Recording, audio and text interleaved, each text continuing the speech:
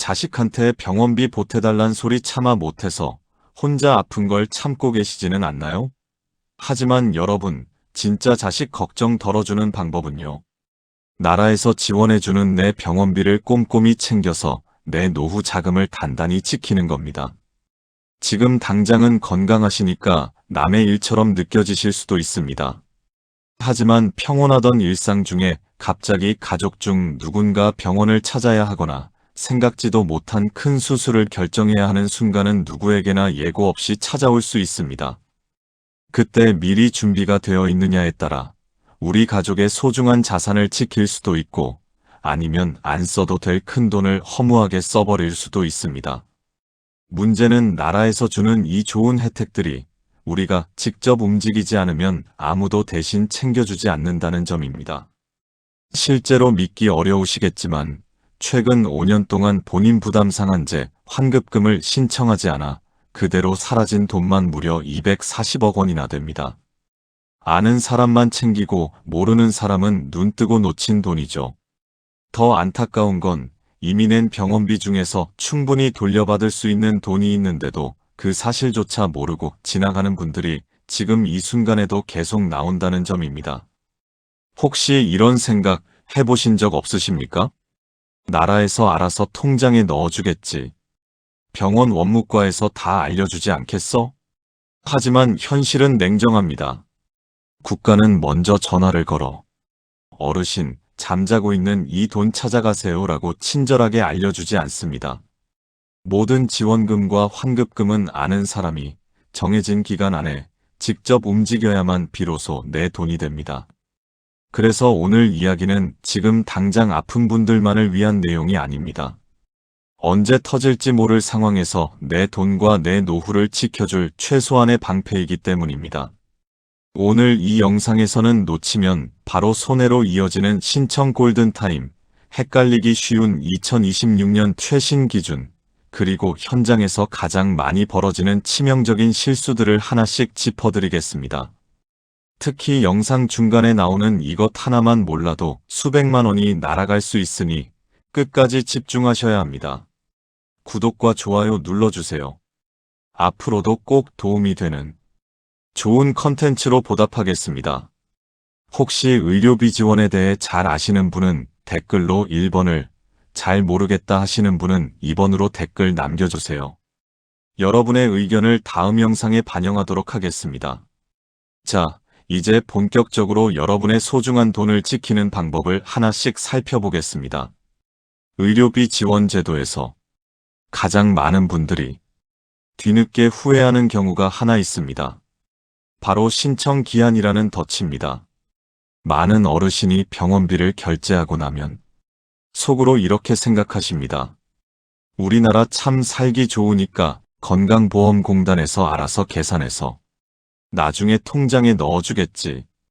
그런데 여러분, 절대 그렇지 않습니다. 가장 대표적인 게 본인 부담 상한제입니다. 1년 동안 병원비를 너무 많이 냈다면 국가 기준을 넘긴 만큼을 돌려주는 제도죠. 이름만 들으면 국가가 고생 많으셨어요 하고 먼저 챙겨줄 것 같지만 현실은 정반대입니다. 내가 직접 이 돈 돌려받겠습니다 하고 신청서를 내지 않으면 그 돈은 그대로 묶여 있다가 나중에 돌려주세요라고 해도 방법이 없어집니다. 안내문을 받고도 몸 좀 나아지면 해야지 하고 미루다 보면 3년이라는 소멸 기한이 지나버립니다. 그 순간 그 돈은 영원히 돌려받을 수 없습니다. 여기서 끝이 아닙니다. 더 큰 문제는 재난적 의료비입니다. 갑작스러운 암 진단이나 큰 수술로 가게가 휘청거릴 정도의 병원비가 나왔을 때 도와주는 제도인데 이 제도는 존재 자체를 몰라서 못 받는 분들이 정말 많습니다. 보통 치료가 다 끝나고 퇴원한 지 한참 뒤에야 아, 그런 제도가 있었지 하고 주민센터를 찾으시거든요. 그런데 그때는 이미 늦었을 가능성이 큽니다. 재난적 의료비는 퇴원 후 180일 이내에 신청을 끝내야 하기 때문입니다. 그리고 산정특례는 더 무섭습니다. 암이나 중증질환 진단을 받았을 때 병원비 부담을 크게 낮춰주는 제도죠. 오늘 진단을 받았다면 그때 바로 신청하셔야 합니다. 경황이 없다고 한두 달 뒤에 해도 되겠지 하고 미루면 그 사이에 나온 병원비는 예전 기준 그대로 비싼 부담을 다 지게 됩니다. 진단일로부터 30일 이내에 신청해야 처음부터 혜택이 적용되고 그 이후 신청하면 신청한 날부터만 적용됩니다. 알았으면 적게 냈어도 될 돈을 몰라서 그대로 더 내는 겁니다. 결국 한 문장입니다. 자동이 아니라 내가 움직이는 순간부터 돈이 돌아옵니다. 자, 그러면 여기서 이런 질문이 나오죠. 그래서 나는 얼마를 받을 수 있는 건데? 지금부터 진짜 중요합니다. 많은 분이 기준 이야기만 나오면 머리가 아프다고 하시지만 그래서 오늘은 복잡한 설명 대신 사례로 딱 이해되게 보여드리겠습니다. 먼저 기준의 출발점, 2026년 기준 중위소득입니다. 2026년 1인 가구 기준 중위소득은 월 256만 4,238원입니다. 이 숫자가 왜 중요하냐면 재난적 의료비 같은 지원형 제도는 대부분 중위소득 몇 퍼센트 이내를 기준으로 대상 여부를 판단하기 때문입니다. 즉, 내 소득이 이 근처라면 나도 지원 대상일 수 있다. 이걸 먼저 떠올리셔야 합니다. 자, 이제 본인 부담 상한제를 사례로 보겠습니다. 68세 최숙자 어르신은 작년에 병원비로 총 1,000만 원을 냈습니다. 주변에서 그 정도면 환급 꽤 나오겠다는 말도 들었고 본인도 당연히 돌려받을 돈이 있을 거라 생각하셨습니다. 그런데 막상 확인해보니 환급이 기대만큼 나오지 않거나 아예 없다고 느끼는 상황이 생깁니다. 왜냐? 본인 부담 상한제는 병원비 총액이 아니라 영수증에서 건강보험이 적용된 급여의 본인 부담금을 기준으로 계산하기 때문입니다. 영수증에는 급여와 비급여가 나뉘죠. 그중 비급여는 상한제 계산에 빠지는 항목이 많습니다. 그래서 나는 1,000만 원 냈는데 왜 환급이 이거밖에 안 돼? 이 억울함이 생기는 겁니다. 여기서 딱 한 문장만 기억하시면 됩니다. 본인 부담 상한제는 급여 본인 부담금 중심이다. 좋습니다. 그런데 여기서 또 이런 질문이 나옵니다. 그럼 비급여는 전부 끝이야? 비급여 많으면 아무것도 못 받는 거야? 아닙니다. 여기서부터 제도를 하나 더 구분하셔야 합니다. 72세 이석준 어르신은 큰 수술을 받으면서 병원비가 2,500만 원 넘게 나왔습니다. 비급여도 많았기 때문에 처음에는 이렇게 생각하셨습니다. 비급여는 어차피 안 되는 거 아니냐? 신청해도 소용없겠다. 그런데 재난적 의료비는 본인 부담 상한제와 계산 방식이 다릅니다. 재난적 의료비는 급여 본인 부담금뿐 아니라 비급여도 대상에 포함될 수는 있습니다. 다만 중요한 포인트가 있습니다. 비급여가 전부 인정되는 게 아니라 항목에 따라 제외되기도 하고 의료적으로 필요하다고 인정되는 부분만 심사를 거쳐 일부가 반영될 수 있다는 점입니다. 즉, 비급여는 영원이다도 아니고 비급여는 전부 다 된다도 아닙니다. 정답은 이겁니다. 비급여는 일부만 인정될 수 있다. 그리고 재난적 의료비는 모든 사람에게 같은 기준을 적용하지 않습니다. 기초생활수급자나 차상위 어르신은 비교적 문턱이 낮아질 수 있고 그 외 분들은 보통 내 소득에 비해 병원비 부담이 얼마나 컸는지가 핵심이 됩니다. 자, 이제 기준까지 확인하셨으니 그럼 이제 신청만 하면 되겠네. 이렇게 생각하실 수 있습니다. 그런데 현장에서는 나는 당연히 받을 줄 알았는데 안 된대요라며 허탈하게 돌아가시는 분들이 정말 많습니다. 왜 그럴까요? 바로 이 세 가지 착각 때문입니다. 이 오해만 풀어도 헛걸음이 확 줄어듭니다. 첫 번째 착각, 본인 부담 상한제는 자동 환급이다. 주변에서 나 아무것도 안 했는데 통장에 돈 들어왔어. 이런 이야기 들으신 적 있으실 겁니다. 그런데 그분들은 대부분 예전에 한 번 신청해서 계좌가 이미 등록돼 있던 경우거나 안내 절차상 자동으로 처리된 예외에 가깝습니다. 원칙은 분명합니다. 안내문을 받으면 본인이 직접 신청해야 돈이 들어옵니다. 그리고 미루면 앞에서 말씀드린 것처럼 기한이 지나 돌려받을 수 있었던 돈이 사라질 수 있습니다. 두 번째 착각, 재난적 의료비는 암 같은 큰 병만 된다. 이름이 재난적이라서 엄청 큰 병만 해당될 것 같죠? 하지만 그렇지 않습니다. 입원 치료를 받았고 내 소득에 비해 병원비 부담이 컸다면 질환 종류와 상관없이 일단 대상인지 확인해 볼 가치가 있습니다. 골절로 입원해 수술을 받아 병원비가 많이 나왔다면, 폐렴으로 입원했는데 부담이 컸다면, 이런 경우도 확인은 해보셔야 합니다. 세 번째 착각, 병원에서 신청까지 다 해준다. 병원 원무과에서 친절히 설명해 주다 보니 신청까지 다 된 줄로 착각하시는 분들이 많습니다. 하지만 병원은 치료비를 받는 곳이지 국가 지원금을 대신 받아다 주는 곳은 아닙니다. 병원은 서류 안내를 해줄 뿐 실제 신청은 본인이 공단이나 주민센터에 해야 합니다. 자, 이제 오해는 풀었습니다. 그런데도 사람들은 또 어디서 돈을 놓치느냐? 내용을 다 알고도 신청서 한 장 때문에 수백만 원을 놓치는 분들이 있습니다. 첫 번째 실수. 환급 계좌를 잘못 적는다. 본인 명의가 아닌 자녀 계좌를 적거나 정지된 계좌를 적는 경우가 많습니다. 본인 부담 상한제 환급금은 원칙적으로 본인 명의 계좌로 들어갑니다.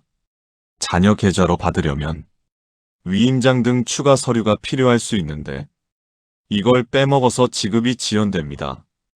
두 번째 실수. 영수증을 일부만 제출한다. 재난적 의료비는 병원비뿐 아니라 약국 영수증도 합산될 수 있습니다. 그런데 약국 영수증을 몇만 원인데 뭐하고 버리십니다. 하지만 그 몇만 원 때문에 기준을 간발의 차로 못 넘겨 지원 탈락이 생길 수 있습니다. 세 번째 실수. 진료비 세부 내역서를 빠뜨린다. 영수증만 있으면 되는 줄 아시는데 세부 내역서를 요구받는 경우가 많습니다. 그래서 퇴원하거나 진료 마치실 때 원무과에 한마디만 하시면 됩니다. 진료비 세부 내역서도 같이 주세요. 자, 여기까지는 서류 실수였습니다. 하지만 지금부터 말씀드릴 실수는 차원이 다릅니다. 가족관계, 재산 함정에 한 번 빠지는 순간 수천만 원의 지원금은 남의 집 이야기가 됩니다. 실수 1. 한 번 신청했으니 평생 가겠지? 암이나 중증질환 있으신 분들 산정특례 받아서 병원비 깎아주는 혜택 보고 계시죠? 그런데 이거 자동으로 영원히 가는 게 아닙니다. 보통 5년이 지나면 유통기한처럼 혜택이 끝나가요. 나는 예전에 신청했으니까 알아서 계속해주겠지 하고 가만히 계시면 안 됩니다. 병이 다 나았는지, 아직 치료가 더 필요한지에 따라 다시 신청 재등록을 해야 할 때가 있거든요. 제일 무서운 건 뭔지 아세요? 날짜 지난 줄 모르고 병원 갔다가 평소보다 5배, 10배 비싸진 병원비 영수증을 받는 겁니다. 만기 날짜가 다가오면 병원이나 공단에 꼭 물어보세요. 저 이거 날짜 언제까지예요? 연장하려면 어떻게 해야 해요? 이 한마디가 여러분의 지갑을 지킵니다. 실수 2. 자식 때문에 병원비 못 돌려받는다? 여기서 제일 많이 헷갈리시고 포기하시는데 딱 두 가지만 기억하세요. 첫째, 본인 부담 상한제는 병원비 환급입니다. 이건 자식이 돈이 많든 적든 상관없습니다. 그냥 내 영수증만 봅니다. 내가 낸 병원비가 내 형편보다 너무 많으면 나라가 무조건 돌려줘야 하는 돈이에요. 그러니 자식 때문에 안 되겠지 하고 포기하는 건 내 돈 길바닥에 버리는 겁니다. 둘째, 나랏돈 지원, 재난적 의료비, 긴급 지원입니다. 이건 나라에서 특별히 보태주는 보너스 같은 돈이라 이때는 가족 형편을 좀 봅니다. 같이 사는 배우자나 자식의 재산을 따져보는 거죠. 즉, 돌려받는 환급금은 내 영수증만 보고 보태주는 지원금은 자식 형편도 본다. 실수 3. 돈 받았으니 끝. 갑자기 수술비가 없어서 나라에서 주는 긴급복지 도움을 받는 경우가 있습니다. 이 제도는 사람부터 살리고 보자는 뜻이라 돈을 먼저 줍니다. 그런데 돈 받았다고 끝이 아닙니다. 나라에서 나중에 정말 형편이 어려웠는지 증명서 좀 내세요라고 연락이 올 거예요. 이때 귀찮다고 무시하거나 서류 안 내면 이미 받은 수백만 원 다시 토해내야 할 수도 있습니다. 빌린 돈 갚으라는 소리 안 들으려면 끝까지 서류 마무리 잘 하셔야 합니다. 자, 이제 어려운 고비는 다 넘었습니다. 지금까지 제가 드린 말씀의 결론이 궁금하시죠? 결국 내 돈 안 날리고 꽉 쥐는 방법은 따로 있습니다. 이것저것 따질 것 없이 딱 8가지만 순서대로 따라하세요. 제가 알려드리는 체크리스트만 하나씩 지워나가시면 막막했던 병원비 걱정이 반이반으로 줄어드는 기적을 경험하실 겁니다. 이제 행동할 시간입니다. 1. 영수증 한 봉투에 모으기, 병원, 약국 전부. 2. 약국 영수증 절대 버리지 않기, 작은 금액도 포함. 3. 환급 계좌 확인, 건보공단 1577-1000, 환급 계좌 등록돼 있나요? 4. 진료 내역 확인, 공단 홈페이지 또는 지사 출력. 5. 세부 내역서 챙기기, 원무과에 진료비 세부 내역서도 주세요. 6. 주민센터 상담, 의료비 지원 상담받고 싶어요. 7. 내 구간 확인, 본인 부담 상한제 몇 구간인가요? 8. 복지로 자가진단, 자녀 도움받아 한번 확인. 이 8가지만 하셔도 의료비로 손해보는 확률이 확 줄어듭니다. 그런데 마지막으로 하나 더 있습니다. 신청만 해도 도움이 크지만 같이 묶어서 챙기면 한 번에 더 줄어드는 제도들이 있습니다. 그래서 마지막 장에서는 세트로 챙길 것만 묶어서 정리해드리겠습니다. 1. 본인 부담 상한제 환급, 재난적 의료비 실제 신청. 온라인이 되면 앱, 홈페이지 활용. 어려우면 자녀에게 이건 우리 집 돈이니까 같이 해보자 한마디. 2. 병원 원무과, 사회복지팀 활용. 제가 받을 수 있는 국가의료비 지원제도 뭐가 있나요? 큰 병원일수록 안내를 잘 해주는 경우가 많습니다. 신청은 본인이 합니다. 3. 긴급복지 의료 지원도 같이 확인. 당장 수술비가 막막하면 주민센터 긴급복지부터. 지원받으면 사후 서류까지 끝내야 마무리. 4. 실손보험과 겹치는 부분 체크. 실손에서 받은 금액은 지원 계산에서 영향을 줄 수 있어. 청구 전후로 공단, 주민센터에 한번 확인하면 안전합니다. 5. 건강보험료 경감, 해당 시도 같이 확인. 소득, 재산 요건에 따라 보험료 자체를 낮추는 제도도 있으니 혹시 경감 대상인가요? 한마디 질문이 돈이 됩니다. 정리하면요. 환급, 지원 신청 플러스 병원 안내 활용 플러스 긴급복지 확인 플러스 실손 관계 체크 플러스 보험료 경감 확인. 이 5가지를 한 세트로 챙기시면 됩니다. 오늘 긴 시간 함께 해주셔서 고생 많으셨습니다. 핵심은 딱 5가지입니다. 첫째, 본인 부담 상한제 환급은 자동이 아닙니다. 안내문이 오면 나중에가 아니라 그날 바로 움직이십시오.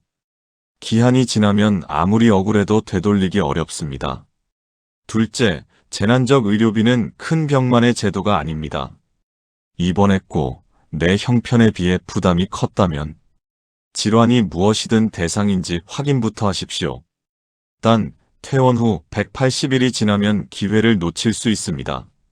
셋째, 영수증은 곧 돈입니다. 병원 영수증, 약국 영수증, 작은 금액이라도 버리지 마십시오. 넷째, 환급, 상한제과 지원, 재난적, 긴급복지은 계산이 다릅니다. 상한제는 급여 본인 부담금 중심, 지원형 제도는 가구 소득 재산이 영향을 줄 수 있습니다. 이 구분만 해도 헷갈림이 확 줄어듭니다. 다섯째, 혼자 끙끙대지 마십시오. 주민센터와 건강보험공단이 가장 빠르고 정확합니다.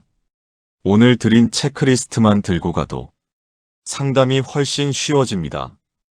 오늘 이 영상을 여기까지 보셨다는 것만으로도 여러분은 이미 남들보다 한 발 앞서 내 돈을 지킬 준비를 마치신 겁니다. 아는 만큼 지킬 수 있고 움직이는 만큼 돌려받을 수 있습니다. 주변에 병원비로 걱정하시는 분이 있다면 이 영상 한 번만 공유해 주세요. 누군가에겐 큰 부담을 덜어주는 계기가 될 수 있습니다. 도움 되셨다면 구독과 좋아요 부탁드리고요. 궁금한 점은 댓글로 남겨주세요. 여러분의 건강하고 안정된 노후를 진심으로 응원합니다. 오늘 영상이 도움이 되셨다면 구독과 좋아요로 응원해주세요. 다음 영상에서도 꼭 필요한 정보만 전해드리겠습니다. 지금까지 시니어의 오늘이었습니다. 감사합니다.